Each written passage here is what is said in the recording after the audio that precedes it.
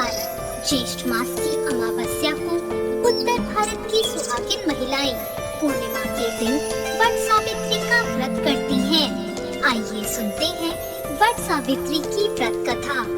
भद्र देश के एक राजा थे, उनका नाम अश्वपति था।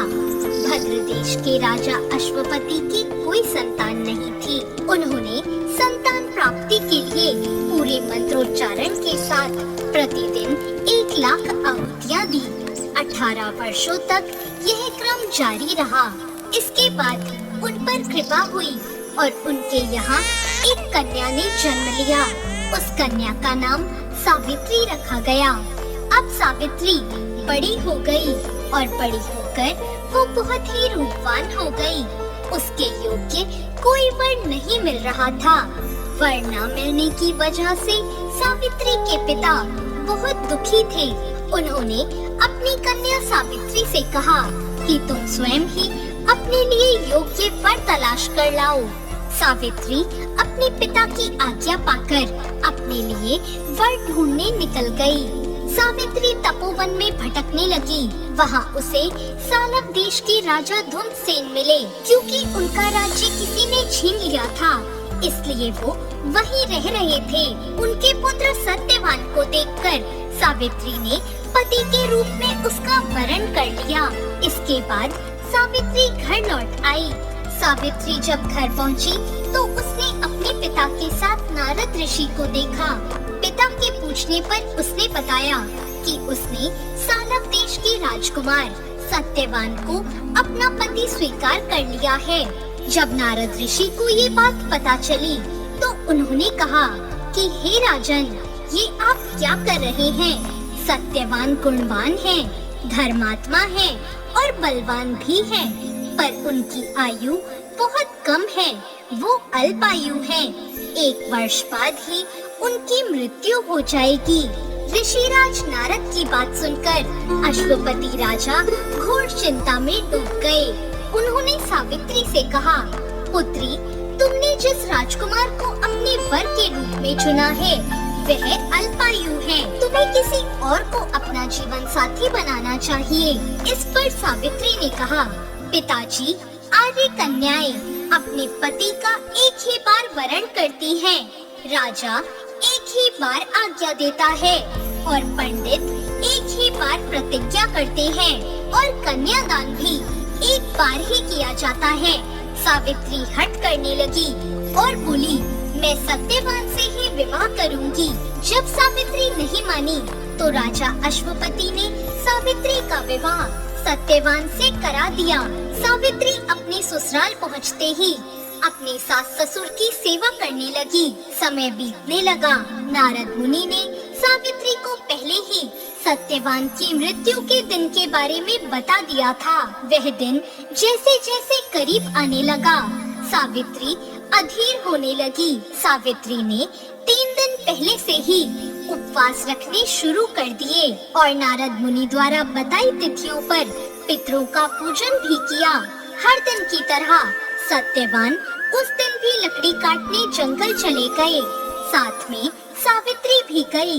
जंगल में पहुंचकर सत्यवान लकड़ी काटने के लिए पेड़ पर चढ़ गए। तभी उसके सिर में तेज दर्द होने लगा। दर्द से व्याकुल होने के कारण सत्यवान पेड़ से नीचे आ गए। सत्यवान के सिर को गोद में रखकर सावित्री सत्यवान का सिर सहलाने लगी। तभी वहाँ यमराज आते दिखाई दिए। यमराज अपने साथ सत्यवान को ले जाने लगे। सावित्री भी उनके पीछे पीछे चल पड़ी। यमराज ने सावित्री को समझाने की कोशिश की कि यही विधि का विधान है, पर सावित्री नहीं मानी और यमराज के पीछे चल पड़ी। उन्होंने यमराज से कहा कि मैं सत्यवान को ले जाने नहीं दूंगी। सावित्री की निष्ठा और पति परायणता को देखकर यमराज ने सावित्री से कहा, हे देवी, तुम धन्य हो, तुम मुझसे कोई भी वरदान मांगो। सावित्री ने कहा, मेरे सास ससुर वनवासी और अंधे हैं, आप उन्हें दिव्य ज्योति प्रदान करें। यमराज ने कहा, ठीक है, ऐसा ही होगा। जाओ, अब यहाँ से लौट जाओ। लेकिन सावित्री अपने पति सत्यवान के पीछे पीछे चलती रही। यमराज ने कहा, देवी तुम वापस जाओ। सावित्री ने कहा, भगवान मुझे अपने पति देव के पीछे पीछे चलने में कोई परेशानी नहीं है। पति के पीछे चलना मेरा कर्तव्य है। सावित्री की ये बात सुनकर यमराज ने उन्हें एक और वर मांगने को कहा। सावित्री बोली, मेरे ससुर का राज्य छिन गया है, आप पुनः वापस दिला दे। यमराज ने सावित्री को यह वरदान भी दे दिया और कहा, अब तुम यहाँ से लौट जाओ। लेकिन सावित्री पीछे पीछे चलती रही। सावित्री को चलता देख यमराज ने सावित्री को तीसरा वरदान मांगने को कहा। इस पर सावित्री ने 100 संतान और सौभाग्य का वर मांग लिया। यमराज ने इसका वरदान भी सावित्री को दे दिया। सावित्री ने यमराज से कहा, प्रभु मैं एक पतिव्रता पत्नी हूँ, आपने मुझे पुत्रवती होने का, संतान का वरदान दिया है। अब आप मेरे पति को कैसे ले जा सकते हैं? यह सुनकर यमराज को सत्यवान के प्राण छोड़ने पड़े।